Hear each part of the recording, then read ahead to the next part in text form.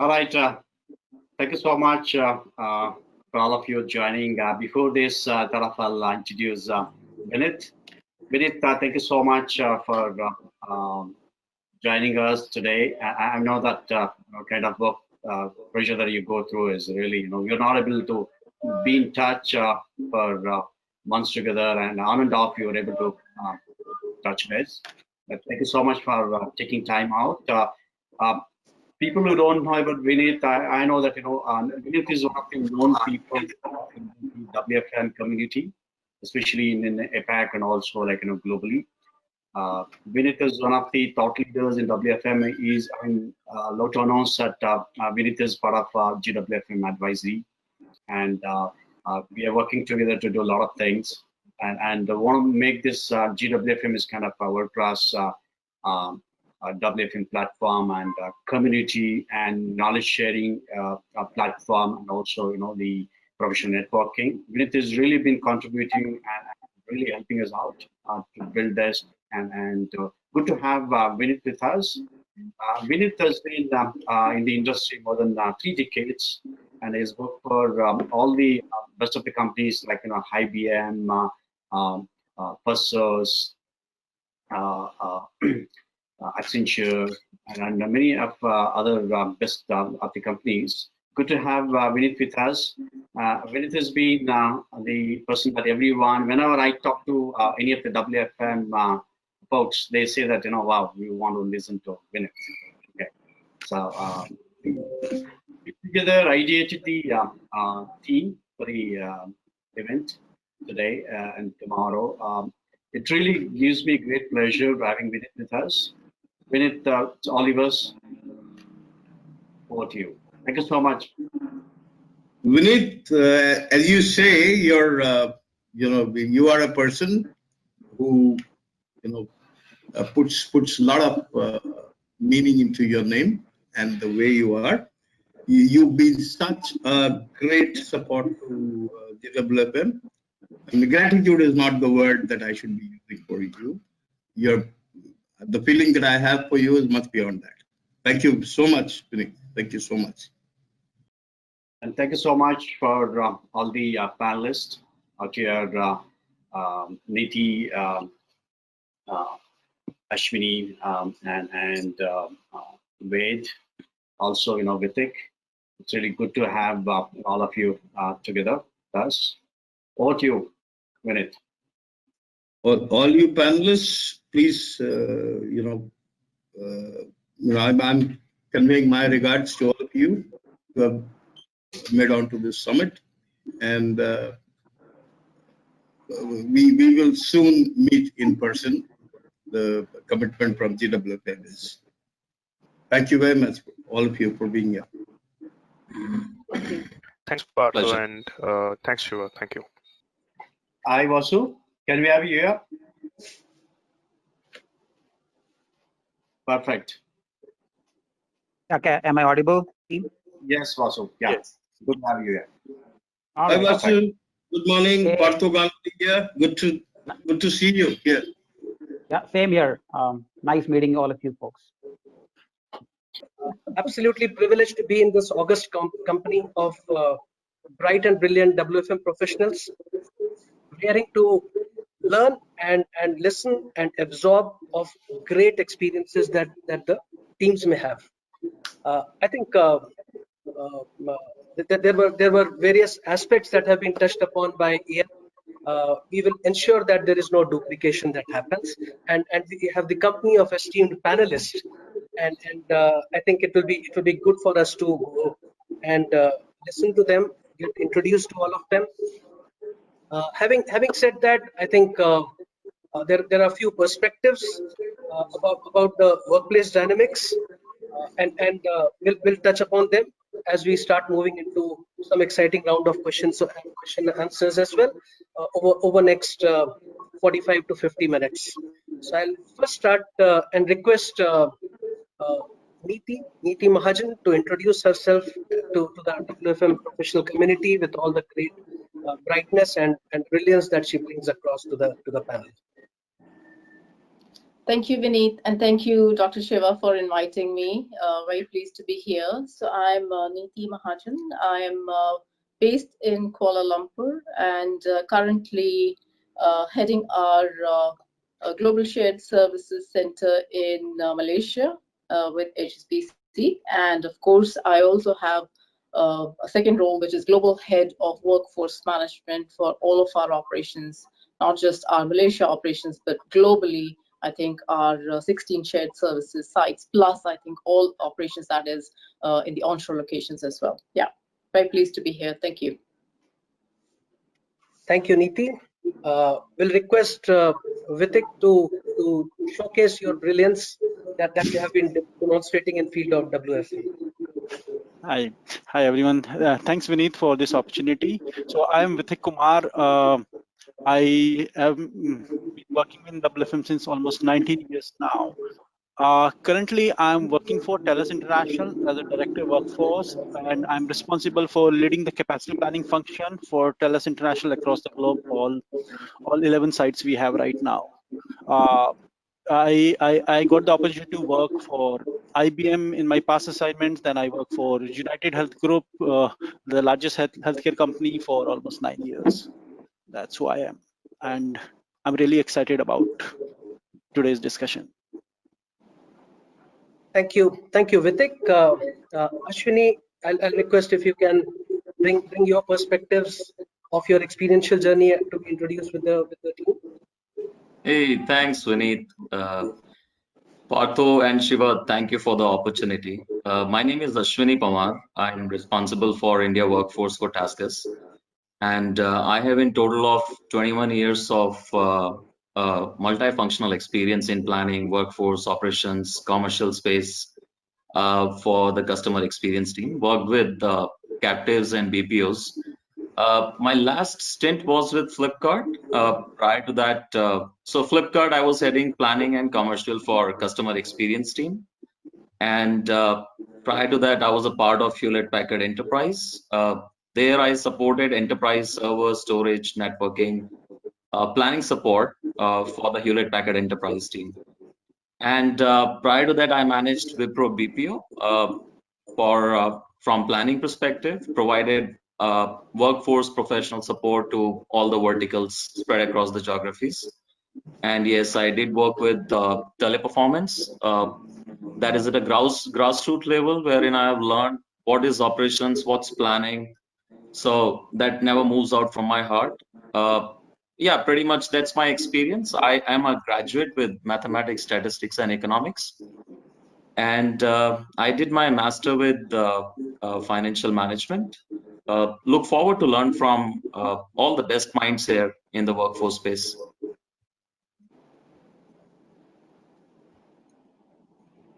Thanks. Thank you, Ashwini. Let's hear from you, Prashant, on the experiential journey that you have gone through. Thanks, Vineet, and thanks, Partho and Shiva, for kind of inviting me to be a part of this esteemed panel. I currently work for Accenture. In the past, I've worked for Wipro, Minex, and Nipuna Services. In my current role, apart from workforce, I also take care of quality for various other accounts.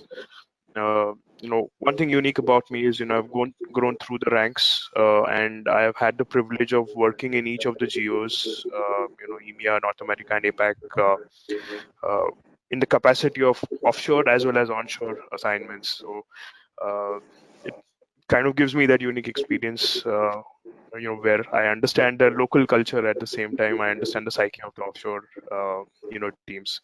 So I'm happy to be here and happy to learn as well as share my experiences. Fantastic.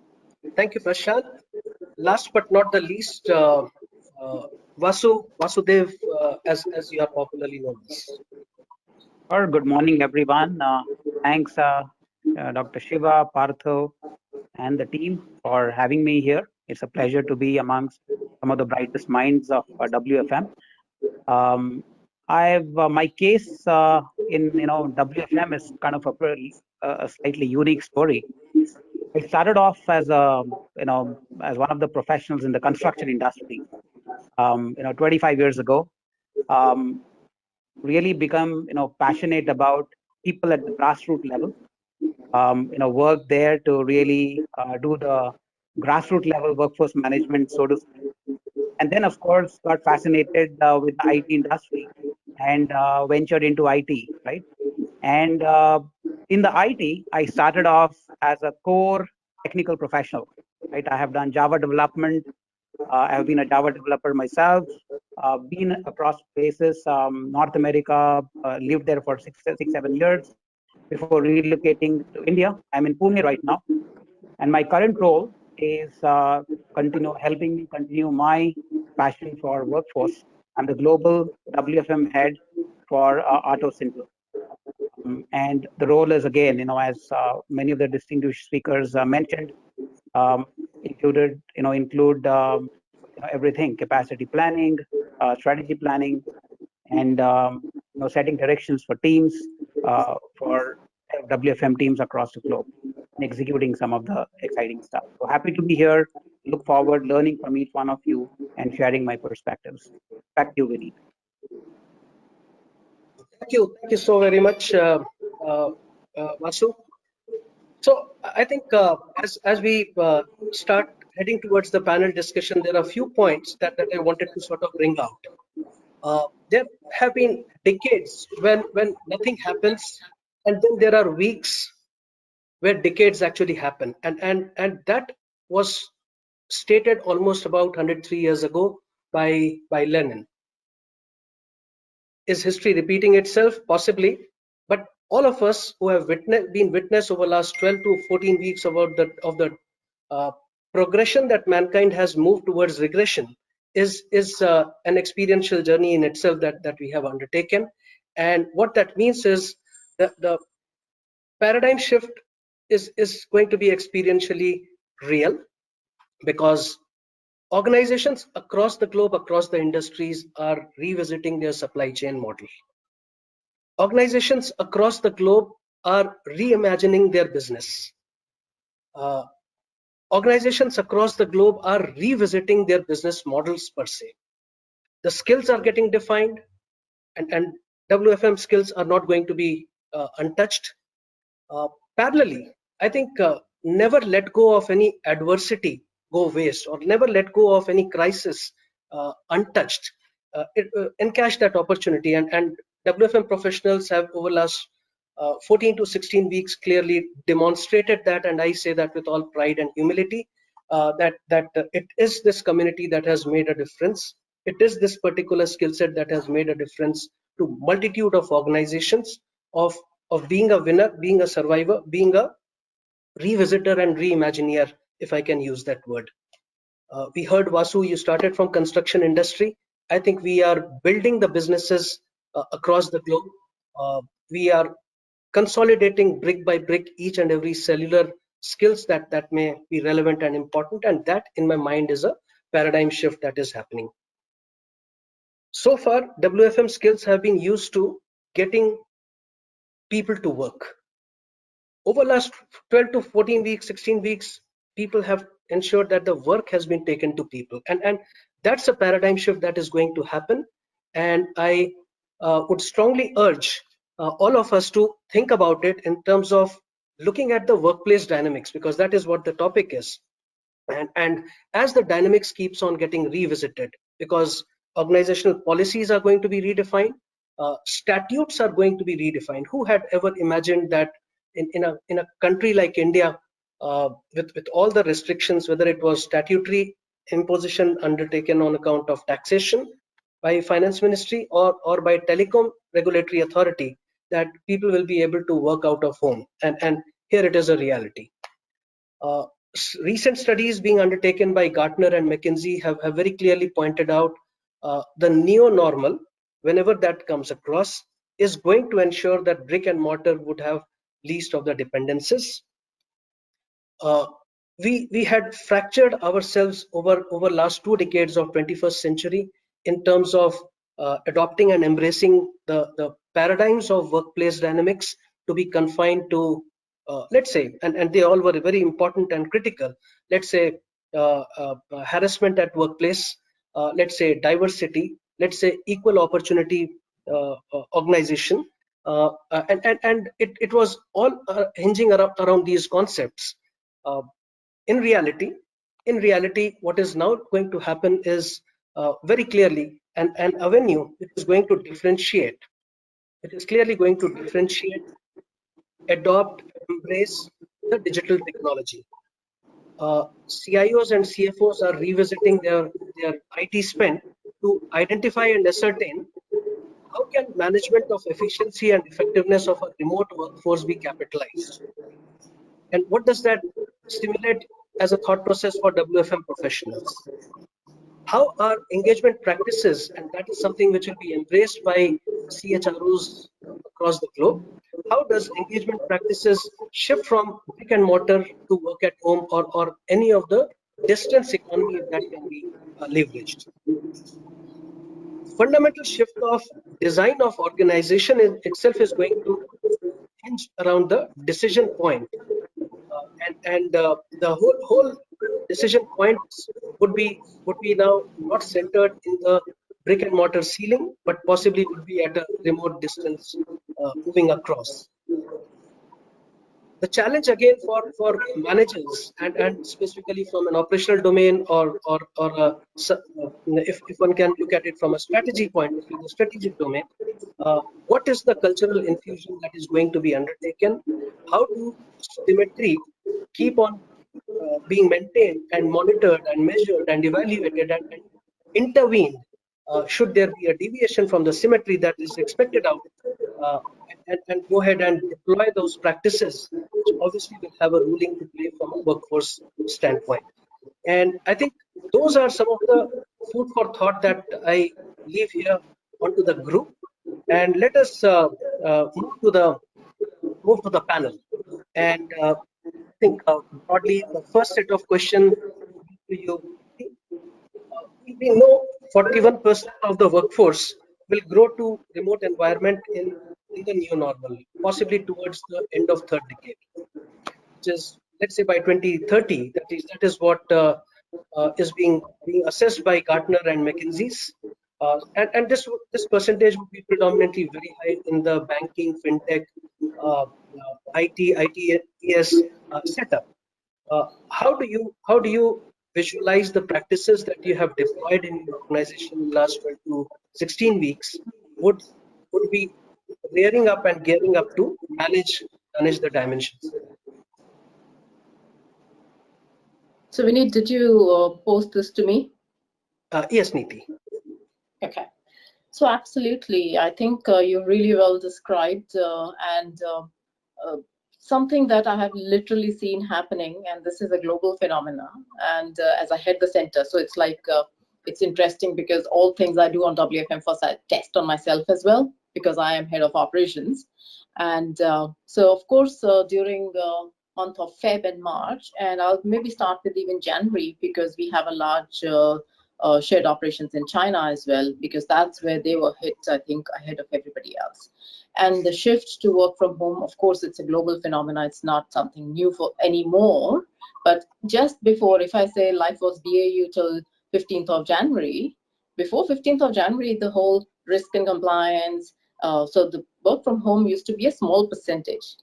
So what probably we made an effort in over last 3-4 years to get to say a 20-25% work from home has now shifted. So this is like the 2 years leads to 20%, and then 2 weeks led to 100%. It's like the same description of your decades in weeks, well, weeks in decades. Okay, and and interestingly, the workforce role for me, because I have double role. Absolutely. I think the all eyes on workforce management and my teams are working round the clock, because this absolutely meant that what we have put our systems and tools and practices and methods to kind of look at how performance management is looked at in office, typically. Okay? It all had to be really at a top speed thought about how we need to now think about a large, like I'm talking 40,000 FT workforce going into remote model. So this gave us, I think, a real opportunity to kind of go with, I think, what's happening and make decisions. Not everything was a perfect decision, I can tell, but yes, at least during the time, we kind of quickly reacted, moved into this, and even our, of course, traditionally workforce management, they will do the planning, the forecasting, scheduling, and everything is a monthly phenomena, or the short term like a weekly. This became like a 3-4 times a day you have to be reporting, because everybody lost their eyes in office, right? So their eyes and ears of what is really happening, because the workforce was spread out in their homes. So I think this absolutely, but having been in this situation for 3+ months now, and testing, trying, I think it's broken a lot of myths around productivity. In fact, I have enough statistical information at hand, because my base is 40K. You can show, so we started tracking same group of people, same exact group picked up randomly across multiple lines of businesses, and say, we will track this 150 folks week on week and how they're reacting. It was just fabulous to see that actually some of our productivity and performance is better, far better than what it used to be in office, and the reasons behind it as well. But so to your point, I think 2030 is really far off. I think this 40% of new normal, I think it's going to arrive sooner than 2030. And at least I can talk about what we are seeing in my peer industry members as well, including the governments. They're putting an effort to kind of give corporates some, I think, reliefs, to say more work from home you will do. Here are the reliefs you can actually enjoy. So I think this is almost a 2020 and a 2021 phenomena, Vineet, you ask me. Well, thank you. I think that's an interesting perspective. So your crystal ball gazing that 2030 is too far off. 41% is a reality in near future. Yeah. Fantastic. Because don't underestimate the voice of the employees as well, because everybody's now used to, and you pick up, and I really have to say, I get 3 or 4 reports sent on a daily basis from consultants saying, look at this, look at this, look at this. Almost everybody's quoting things like better work life, saving commute time, better sleep, better eating habits, because you're. So I think this will almost be shifted, a combination of what organizations gain out of it, but also what the employees are going to get. So it's a real win-win for all. Sure. Thank you, Neeti. So, Vithik, any of the perspective that you may have had seen at TELUS around the same context of 41% workforce being remote? Right. So Vineet, yeah. I'll give my perspective in this moment. I totally agree to you. What a crisis can really bring us, bring out of us. Nothing can really. And I will give you an example on the number of inventions which were made in the field of medical surgeries during the World War II were never made before or after the World War II. Right. So what really, and the way I look at the COVID-19, all this scenario, that COVID-19 has been able uh, to do what we all wanted to really do, but we could not gather courage to do it. Right. So I just joined TELUS International 3 months back. Before that, I was working for United Health Group. I will give an example. As a part of the seat utilization improvement, we took this initial task, that because most of the work happens in the night, we cannot really do the day utilization of the seats. And being a healthcare company, most of our providers calls Monday to Friday, very low volume on Saturday and Sundays. How can you utilize the work from home? And in fact, Philippines Congress passed this law last year to allow the work from home to tackle the traffic situation. United Health Group even before that went out to the PESA and get approval for to allow some percentage of employees to work from home. Initially, we got approval for 100 employees, then we got the approval for 500 employees. While we had the approval, we had all the systems in place. We did not have the courage. When I left, we could deploy only 30 employees to work from home permanently, right? And it was like we had all the tools, everything in place. It's just that we did not have that kind of courage. And I'll give you a classic example. My financial analyst for the accounts I was managing, I never saw him in any of the meetings, right? We always met on the WebEx sessions. All the presentations were done online, and he was a financial analyst for India and Philippines both, so it really doesn't matter where he worked from. So this was supposed to, I see, like we all wanted to do, but COVID-19 pushed us to really do that, right? And two, like while it's not a very good scenario to happen, but I see there's a lot of opportunities in this whole scenario, right? The big benefits, or I look at it from a workforce perspective. Look at the kind of workforce we can tap to use, right? We can get really get the part-timers, right? We can get short-term hires for the seasonality businesses, right? At the same time, what we said, we really don't need the brick and mortar. So it's while our spending on the IT will go down, but the amount of saving which you'll get from the from your real estate cost is going to take care of that. In fact, give you, I think it's going to give you a benefit in the long term. That's how I view it. Thank you for sharing it, Vithik. I think you brought a cost dimension perspective as well, being the driver. I think lack of courage, and I think TELUS or UHG was not the only exception. I think we have multiple organizations that may have been under the same dilemma, and I think that's a paradigm shift that is definitely lined up. Any perspectives, Ashwini, that you will want to add? Sorry, I was on mute. Well, very well, I think explained by Neeti and Vithik. And primarily how I look at it is not just the global pandemic that has actually resulted into this change, but yes, it did work as a catalyst. It is probably different than the catastrophic events happened in 9/11 or probably 2007 at global economic crisis. And this model probably is ever-changing environment, because WFH used to happen earlier also, as Neeti mentioned, but over a period of I think 2 weeks we were able to transfer our businesses hovering between 90 to 100% of WFH, and not just work from home. I think if I look at my company, TaskUs has come up with a work at home model which is called Cirrus.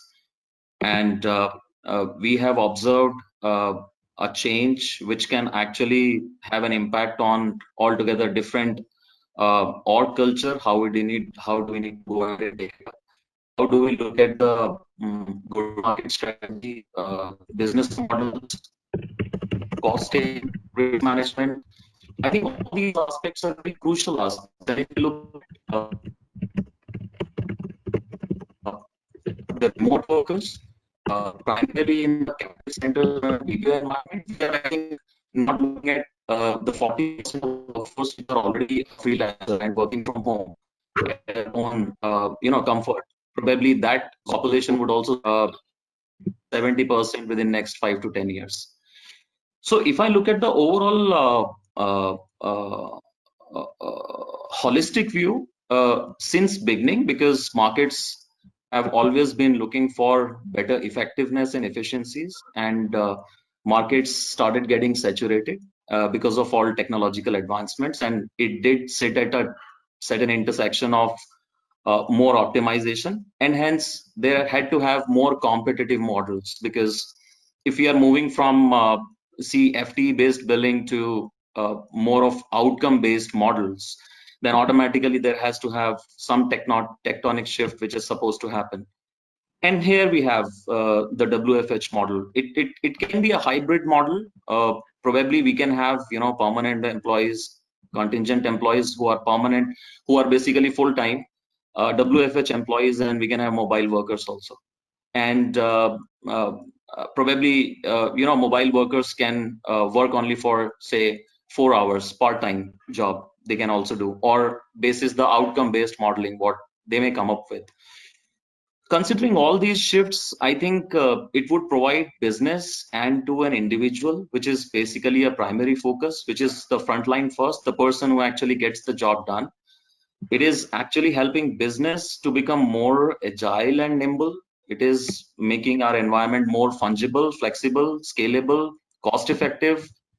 And certainly we can't deny the fact of the risks which it is associated with, because we need to come up with the very innovative employee engagement model, which actually encourage open communication and other feedback sessions, training and development sessions. Besides the health metric, because we are a human animal and we always like to interact physically with people. While we get into a remote mode environment or work at home environment, it can actually create some health issues or mental issues. It may actually build up a lot of stress, because when you are there just in front of the system and not interacting physically, but because you would have to interact, schedule a call and then interact, it can pose its own challenges. And hence we need to come up with employees mental health and build the resiliency programs for them. Besides that, I think the kind of advancements we have, we can always go ahead and provide the very secure IT and tech platform for our employees, which can actually help us triggering providing the end remote work. And I'm very positive, because it is an ever-changing market, and there would be one or another development which would keep happening. For example, today we are talking about only work at home or the remote environment. We can also go ahead and look at the hybrid model, which would be 100% flexi or 100% virtual. When we say 100% virtual, we means we can have unified interfaces, which is like pay as you go, and you would have self-paced web-based trainings, which actually can be online trainings, which can actually build up similar to a online point system around picking up the work, getting the work done, and the payment happening basis the outcomes. So yeah, this is primarily my perspective. Happy to get your views. Oh, fantastic. Thank you for sharing. So interesting point was it's going to be about engagement. It's going to be about virtual training, and possibly there is a 100% virtual or a flexi model that can also come into play. I think that was some interesting aspect that came across. Thank you, Ashwini. Prashant, I know we have kept you waiting for quite some time. You and Vasudev, we are absolutely going to go about it. Just a point before I move towards you, Prashant. This is for all the folks who are right now attending the call. There is a pattern. All the WFM forecasters, for you to kind of look at it. We started with N, which is Neeti. We moved to Vithik, which was V. We moved to Ashwini, that was A, which is net value addition. And we are going to Prashant, and then to Vasudev, which is going to be PV, which is present value, net value addition on present value. That is what this esteemed panel is all about. I just thought about it and could not resist sharing. Awesome, awesome. Awesome and great analogy, I should say. The comments from Neeti, Vithik, Ashwini, as well as you, have been very insightful. I'd like to focus on, how how the new norm is going to impact the efficiency of what we do, right? Personally, I think the efficiency of our business environment is going to be better in future. The reason why I say that is previously, the areas which were, not kind of forthcoming to move into a digital framework or apply latest technologies, such as hiring or training, they are all going to move to that kind of a platform. Just to give a example, previously we focused a lot on classroom training. Now those trainings are becoming virtual, and eventually they will become digital. So you imagine the constraint as a workforce guy. You had that batch constraint, the number of people in the batch constraint, all that's going to kind of vanish. So the whole workforce value chain is going to be like a really efficient as we move forward. But at the same time, I think we as workforce would have to gain some skills, right?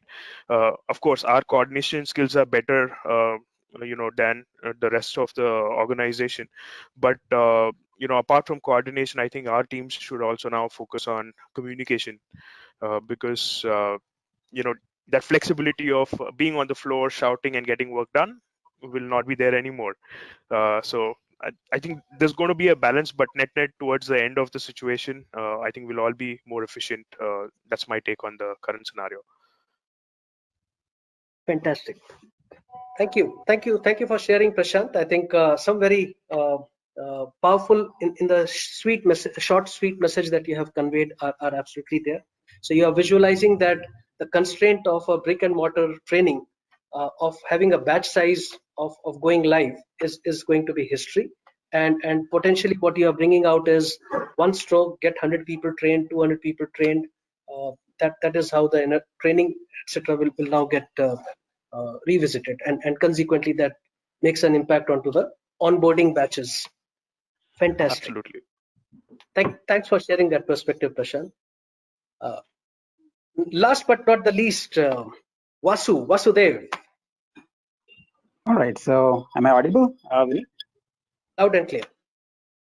I think a lot of thoughts have already been shared. I think to me, this whole crisis is probably a blessing in disguise, right, for all the professional community. And I think the HR systems, the workforce management setup, in fact, even the organization structures, the way I see it, right, has been waiting for a rehaul of sorts, right, for a long time, where we kind of considered traditionally workforce as assets who need to be managed, pushed around, enabled, be shouted at probably, right, at times, and to extract the best out of the talent.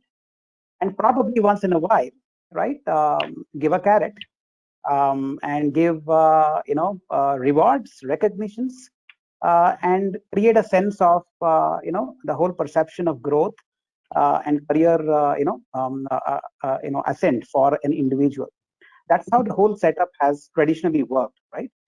And with generations, right, various generations coming to work, this whole thought process surely needed to be revisited at. And probably what this crisis has led to, it's probably kind of made all of us take a step back, reflect, and probably gear up for what I look at as an accelerated acceleration, right, in this whole transformation process, right?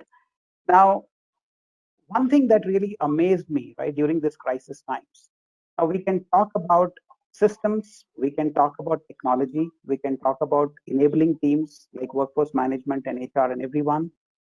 The real spirit of making things successful was eventually on an individual. I have seen so many cases where an individual professional or an employee took it upon herself or himself to make sure that the activity that he or she is supposed to perform now goes on uninterrupted, so that the end customer needs are actually met. So many cases, we have come across cases where employees bought their own USB drives. They did not wait for organizations to come and set up the infrastructure for them at homes. They kind of upscaled, their own, internet, speeds. They bought everything on their own, made sure that they are productive, right? There have even been cases where, the client engagement teams, people who are at the forefront engaging with the customers, who probably for years thought that work from home just cannot happen. And when it comes to some remote location, let's say offshoring location like India, Philippines, Manila, and some of the development centers, it's just not possible. These very folks mustered the courage and the wisdom to go to the customers and explain that this is the only model that will work. And customers also were rational enough to accept it, right, within 24 hours. So I think a lot of rehaul that should have probably happened years ago. I think this situation gave us an opportunity to accelerate a lot of it. But I would also caution, I think while there's a lot of optimism, there are already numbers out there calling out the percentage of work from home that will happen, in 5 years, 10 years, I think we need to watch out for the euphoria that exists with calling this whole thing out as successful. While I 100% endorse that the whole work from home is a win-win situation for organizations, for employees, what it also needs is a sustainable, structured change in the way we look at workforce management itself, right? Because I have seen employees toiling, right? Work from home in some cases means that you are 24/7 available. That's how managers and leaders sometimes, we as leaders behave, right? We call people at 10 o'clock in the night and expect that to be things to be done in the next 1 hour, because anyway everybody is working from home, right? So I think a lot of mindset shift has to happen, and I think it begins with a lot of leadership group. It begins with the systems. It begins with the processes, and once that happens, and it will for sure, I'm sure this whole neo normal is going to be, is there for, is there to stay for long time to come. Back to you, Vineet. Fantastic. Thanks for being the conscience keeper. Thanks for being the advocate of, if I can use the word angel or devil, whichever way one was to look at it. But yeah, I think interesting perspective that did come across. We have the tendency of working 24/7 in any case, whether brick and mortar or otherwise. But ease with which one would go into work at home possibly has the negative connotation. Oh, fantastic. Thank you for sharing, and possibly I think we sort of shift the gear towards the whole automation technology and embracing the digital wave that is likely to move towards, given the fact that CIOs are looking at the technology spend. So the question to you, Neeti, would be, which way are you looking at changes in WFM practices or changes in workplace dynamics as we start embracing touchless environment, so biometrics go away, or they move more towards retina, eye scan, etc., or they move towards entire onboarding process being touchless, and adoption and embracing the digital technology. What does that mean? The exceptions of business or exceptions to the business process, and what is going to be the fundamental rule as companies embrace digital journey with far more acceleration, as Vasu put it together. Sure. I hope you can still hear me okay. It was, I don't know, disappearing in between. Okay. So absolutely, and I do kind of agree to the points Vasu was making in terms of that it is not just all wonderful, all white, it's all white, like, yes, it's a brilliant thing, let's get on with it. It needs a lot of careful thought and planning, and a lot of, I think, practices. And I'll maybe even say things like, we never contracted our teams to work from home. We contracted teams to come to offices. Yeah. We did not think that home is actually a place where if there's a workplace injury, it happens, then how will you manage it? Now we have masses. Even things like, so I'll talk about workforce management and what is it. So one thing that came out very, very strong from the teams was, and we never actually thought it's going to be a question ever, was around, now that I'm working from home, and so requests were like, I work on something which is completely, it's not a payment process, like I have a cutoff and I must do the payment processing at this time. People are really looking for a little bit more empowerment to choose their own shifts. And they're saying that, okay, I'm going to actually wake up early, 7 to 11, but I want to be with my kids for the next 2 hours or do whatever. I want to cook, I want to whatever, my personal time, to maybe 10 to finish my 8 hours of a day. And our current system wasn't geared to even have that kind of flexibility. So we are actually immediately making some IT changes to enable such a scenario, like power to develop. Plus, we're also putting some controls in place, because this, I actually end up saying, I think to my PA, saying work from home doesn't mean I work all the time, because she was very happy. She was putting meetings day, night, and she's like, oh, she's at home. So because there was like a time in my diary, it used to be drive back. That time she removed and started adding more meetings. And I was like, hello, Can you just block it saying end of the day as well? So I think that's there. Plus some of the stuff that has forever been for no real good reason. And I am somebody, so in my previous roles before this, I was heading change and transformation for the region and global. And I think key agenda was to do away with paper and get electronic and make sure everything is digital. So I'm a digital fan. Then I realized that all our vendor bills, all our contracts, actually because I used to be in office, everybody used to bring in and like, okay, contract renewal, we will sign it off on paper. But because for 3 straight months, there was a lockdown and you can't go, suddenly, same contracts from my procurement teams were saying, we need 30 minutes, we need to set up your digital signature. And I was like, why did you not do this when you were in office? So I think we definitely are, so be it HR, be it recruitment, onboarding, training, all of these things, I do like, it is not going to be 100% like this is 100% work from home. I think it's going to be an online, offline model that we have to cater to. And in the online, offline model, you'll always have a part of team probably virtually and a part of team actually physically present. So your system, and we're already, I think from a 2021 planning perspective, adding a significant book of work to ensure that happens. Fantastic. So that is wonderful. Thanks for sharing. So digital adoption is something that you are putting into plan right from, I mean, while lockdown forced the procurement process to undergo changes, but you are bringing it as part of your annual operating plan as you plan for 21. Okay, sure. No, thank you. I think that is helpful. Vithik, any perspective that you'll want to talk about digital adoption and impact to workforce practices? Sorry, Vithik, not sure if it is my line. Not able to hear you. Can you hear me now? Yeah, loud and clear. Okay.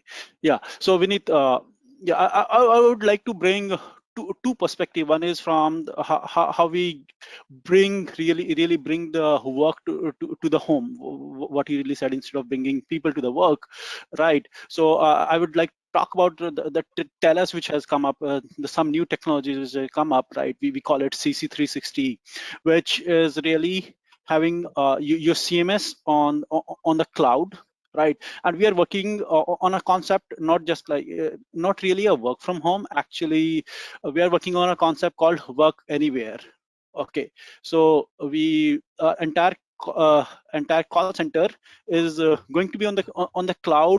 So you will have a CMS which is on the cloud, and then variant version of which enable the workforce scheduling, workforce management systems, right? Integrated with the CC360 and everything on the cloud, right? Apart from that, like we have a system called Itopia, which is like enable you to even during the crisis situation, we could not deliver the machines to a lot of employees. So what we did, like we call this concept bring your own device. So there were employees who had their own laptops or their own computers or their even iPads and the tablets, right? So we gave them this tool, a link to the tool called Itopia. They were able to install that and through that they were able to connect to the office applications. Okay, interestingly, this give us a very safe platform from a data security perspective as well. Right, and like they were like businesses. I will give you example of one of the gaming accounts, which because of the COVID-19 happened, the volume for gaming accounts went up very fast. Like so, we were given one of the clients came back to us. They wanted 900 FTs over a night, right? So we were able to meet this demand through this cloud technology and the Itopia, and we were able to connect it, right? So that is one part, that how we bring the work to the employee, right? But there is another aspect in this new you say, like while okay 30 or 40% workforce will be working from home, but still your 60 to 65% workforce is going to be in office, right? Now that change, this whole situation bring the paradigm shift for those employees who are coming to office as well, right? Governments are asking to ensure the companies the social distancing, right?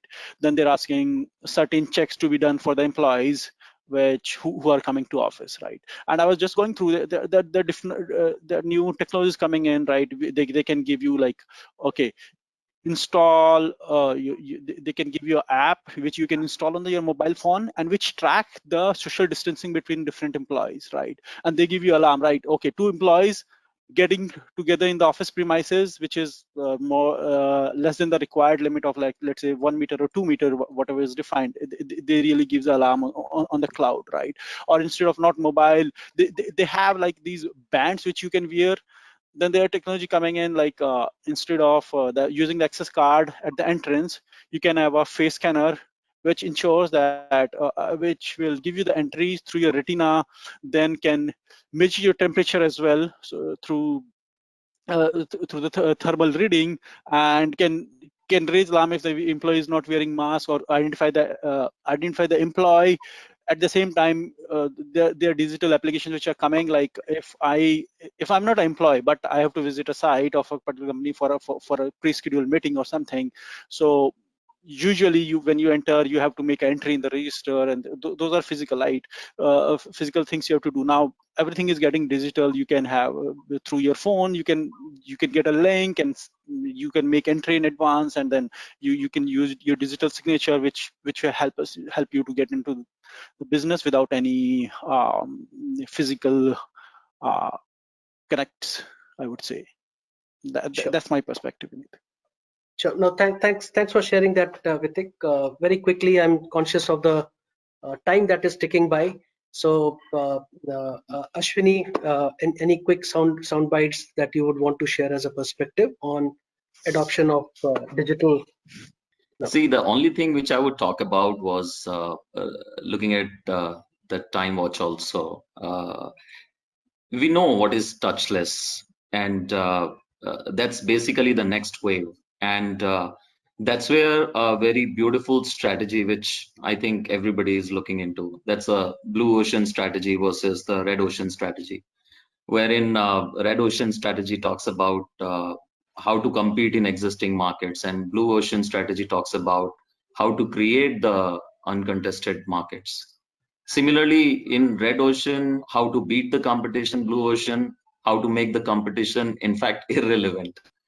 And so does it go with the existing demand, probably exploit the existing demand in red ocean strategy, and blue ocean strategy says how we can create and capture the new demand. So I think right now is the time wherein all organizations, whether legacy or new, would need to, I think, look at the underdogs and see how they are coming up and innovating through the touchlessness, how they are going ahead and creating the market differentiation. We can see Siri, Google, Alexa, Cortana have transformed the way we think, we transform. And so is it with the digital maturity, which we need to, I think, bring our superiority in terms of the learning, how we need to go ahead and digitize our all the products, because it is not just one product. As Vithik explained, it's about how you need to go ahead and automate and customize now and then, keep looking the best ways to improvise and enhance the workplace flexibility. And primarily the organizations who would do that, they would survive and they would become digital mature. They have the customers, they have the clients, else their clients probably would transition to the competitors.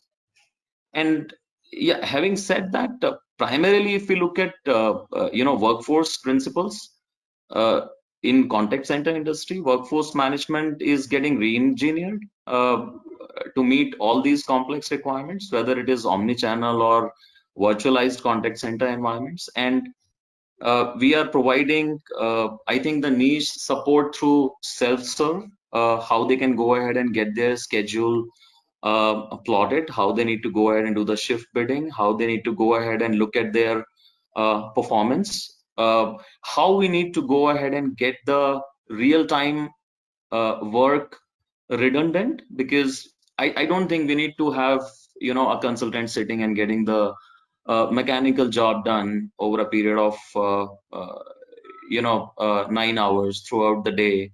and that is for all workforce. I think it's just a sheer wastage considering the kind of intersection we are sitting at in deep learning, machine learning, or the overall gamut of artificial intelligence. So if you can go ahead and get the RPAs created for all these activities which are like repeated, I think workforce job would become more simpler. They can go ahead and focus on a higher end work by uh, empowering them to understand how people are functioning, how we can go ahead and bring in the intelligence and the wisdom to the system through which business or the senior leadership can actually take the proactive steps. Thank you. Thank you, Ashwin. Great to hear Ralph Morin's concept of blue ocean strategy coming into play. Fantastic. And I think I like the context of transformation that you have touched upon with respect to virtual contact center, etc. I think so. Yeah, there is going to be a shift in the WFM skills that one will want to acquire and build and plan and assess the demand and execute the supply that has been planned for. Thank you. Thank you, Ashwini. Prashant, very quickly, sorry for keeping you and Vasu bandwidth constraint on time, but we'll want to hear your perspective. No worries, and I'll be short and I'll try to drive my point around. So digital technologies have been available for a while, right? Whether you take chatbots or voice recognition, they're always around. But the problem is, do we use them? How often do we use them, and how do we drive people to use them? Just a quick thing, right? In our outlooks that we use for our business management to send emails, there is a dictate button. How many of us use it? Just a quick show of hand. No, none of us, right? Very few. You do, right? So see, very few people use it. The technology is available, but it's we as leaders need to start using those technologies and ask our team to kind of adopt to it too. I think that's what is going to drive the usage of technology and digital. Personally, I keep telling my teams that there's nothing to fear with artificial intelligence and machine learning. In fact, we should treat them as friends and move forward with it. So to everybody on the call here, I'd encourage everyone to use touchless digital technologies. They are all available everywhere around us. You have the Alexas of the world. You have digital vacuum cleaners also these days. So embrace technology, and that's where the future is. Fantastic. Thank you, Prashant. That was short and sweet, and my apologies again, but thank you for some wonderful insight. Vasu, your pearls of wisdom. I think even though you say that you kept us waiting, I think for us it's been a privilege to hear some good thoughts around. So I'll also be try to be very, very short. I think I'll just touch upon one more aspect, right? See, while we try and leverage all the digitization and technologies to enable our own employees, I think we need to recognize that the same dilemma and the same transformation is also happening at our customers' environment whom we serve, right?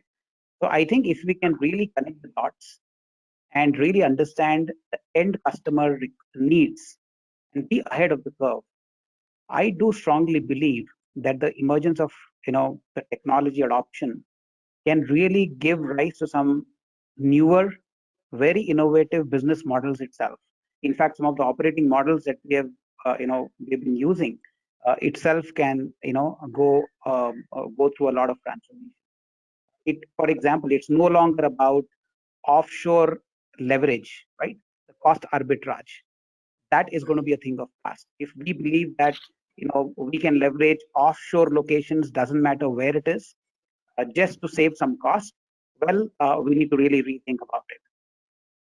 Well, if we look at workforce and we look at some of the young grads coming out of colleges as no experience freshers, somebody who needs to be trained, taught how to really deliver, probably we are wrong, right? It's going to be very soon, these kids who come out of college grads are going to be knowing what they will know what they know, and probably what they don't know. There will be enough platforms enough common platforms available, GitHubs of the world will be there for them to experiment and learn as they go. So some of the concepts that we hold so dear to us will need to be rethought. We have to revisit it while we adopt all the digitization and technologies. I think that is going to be really helpful in transforming the journalism organization. Back to you, Vineet. Thank you so very much, Vasudev. And I think personally for me, it has been absolutely a live wire session where I've collected wisdom from 5 of you. I'm sure people who are there on the call, about 163 of them. Okay, so possibly you may have some questions. You can ask me. I will have my panelists to answer to you.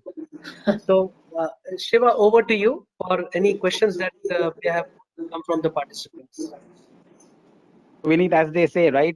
This question is too easy that even the panelists can answer. Yeah, that was, I think, Einstein's driver. Yeah. Well said. Thanks, Vineet, and all the panelists. Let's hear if we have any questions. Audience, please raise your hand. There's an hand mark there. You can raise your hand so that I can unmute you. You can ask a question. Other option is we have the chat window here. You can raise your question here. You could type here. Hope we have not put you all into sleep. They're all WFM professionals. Thank you so much for being there. So now is the time that you can ask your questions. Raise your hand. Hand icon is there. All that you got to do is click the button. And yeah, we have Lalit Chavan here. So I'm going to unmute him. Hi, Lalit. Hi, Shiva. Go ahead. Thank you to all the panelists for giving us such a knowledgeable insight.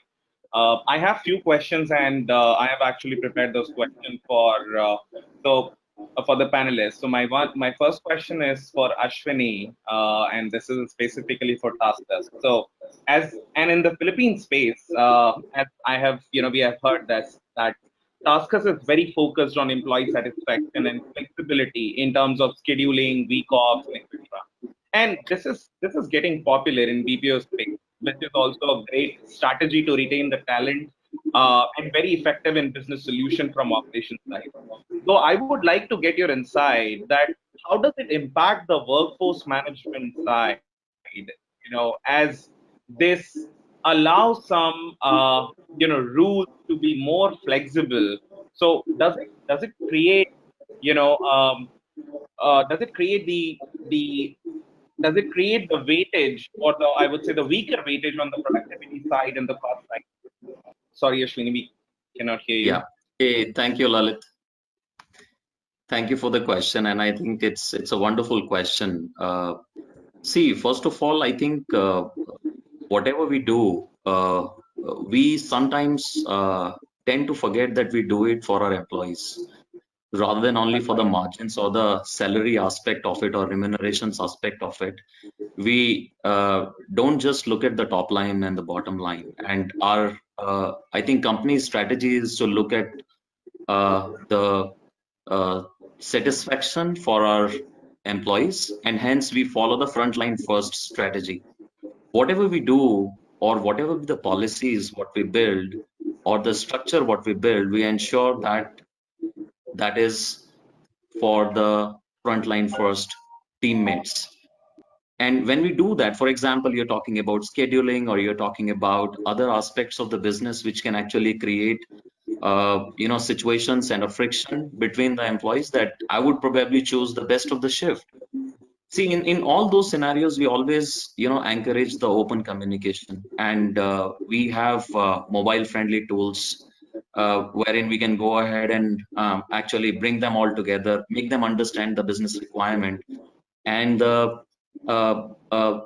shifts which are open, they go ahead and pick it up. It's like a first come first, and automatically, if there is any requirement for a teammate, he goes ahead and gets the swapping done. And it happens because there's an open communication channel, and we encourage that, and we provide the right platform also to for them to interact. We encourage the feedback also for not just the peers, but 360-degree feedback which actually ensures to have the people, process, tools, and technology covered, and we bring them to the success. So I hope that answers the question. Besides, we also come up with, we also have a very strong mental health and resiliency program, which actually builds the core of a healthy mind. And I think that's why we are able to sustain and having the lowest of the attritions in the BPO space. Yep. Thank you, Ashwini. That helps. Thank you.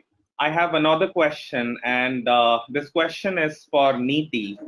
Uh, uh, yeah. So, Neeti, I mean, as you're wearing you're wearing double hat, you're heading operations, and at the same time, you're heading the workforce management as well.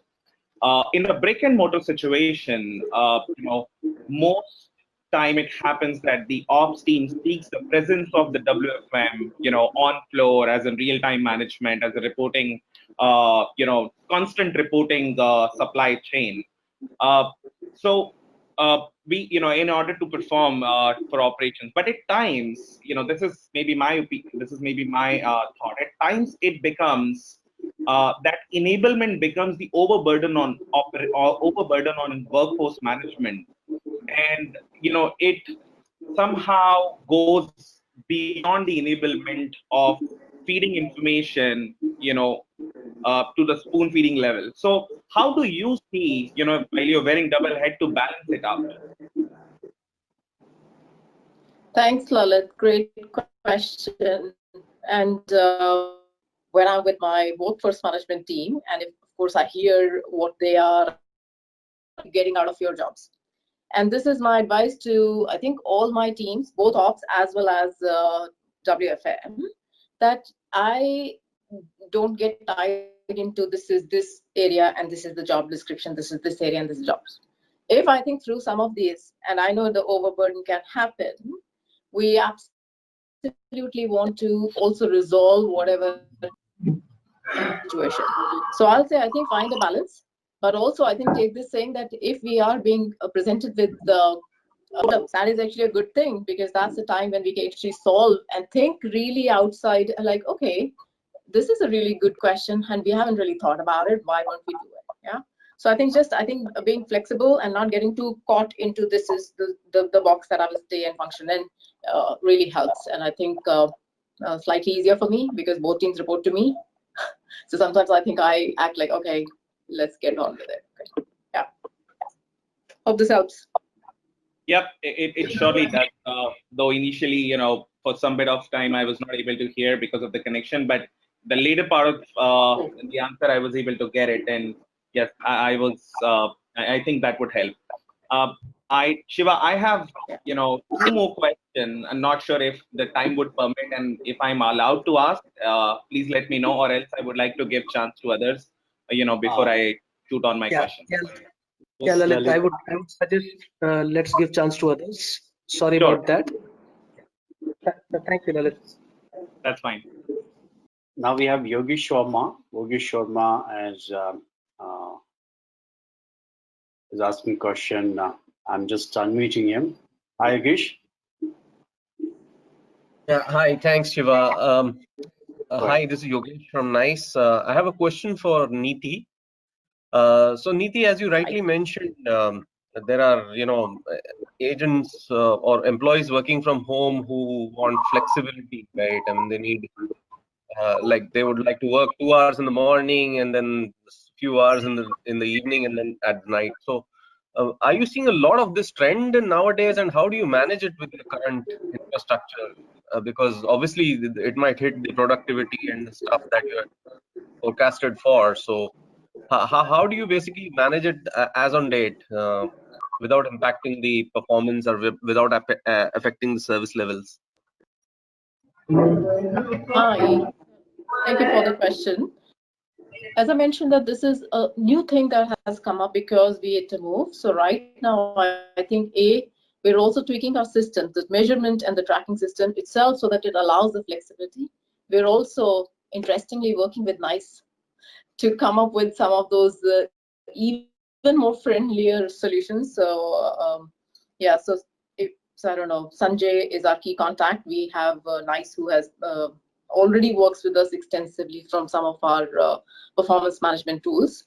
But this is going to be a case of currently being managed through, I think, flexi shift, break shift options that we are providing to team members. But we want to make it to the point of where we don't need to do, this becomes like a self-service and people can choose. But of course, we need to put some boundaries. It's not free for all. Okay, so in terms of, I think this discussion has to happen between the employee and the manager so that there's a framework that is followed, but it is not constraining. It is not completely kind of giving you no breathing space, so to speak.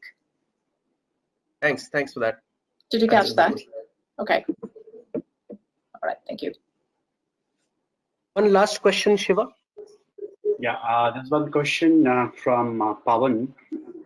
He says that as more and more clients moving into cloud-based contact centers, is it necessary for WFM professionals to upskill on cloud technologies? Fantastic. Maybe Vasudev, you may want to touch upon it. Absolutely. And I my think the simple cloud answer is yes. Yeah, absolutely. The cloud technologies are here to stay. If you have not adopted, or if you're not looking to adopt, we better get started with it, right? It's here to, and the cloud technologies coupled with, I think Ashwini talked about RPAs. I think a lot of automation is going to happen, and some of the, work content itself is going to get redefined, right? So absolutely yes. Short answer. We must adopt cloud technologies. We must also create a lot of SOPs to automate the tasks that we believe will no longer exist, and we really need to redefine the content of what the future contact center would look like. Fantastic. Thank you, Vasudev. Thank you all the panelists. I mean, I really like the acronym, so we'll continue to hold on to it. It has been absolute delight. We overshot the time, but I think that is what the collective experiential learnings that all of you have shared personally with me has been very, very enriching. So thank you, Neeti, Vithik, Ashwini, Prashant, and Vasudev for wonderful insights. Over to you, Shiva. Thank you once again, GWFM, for this opportunity. Thank you, Thanks, Vineet, Vineet. and It's been a pleasure. Thank you. Thank you, everybody. Thank you very much. Thank you very much, friends. Thank you very much. Deeply obligated. Had it been a physical conference, I would have actually had an opportunity to check everybody's hand. But nevertheless, thank you so much. Deeply, deeply obligated. Thank you, Partha. Thank you. Thank you, Pato. Bye. Bye-bye.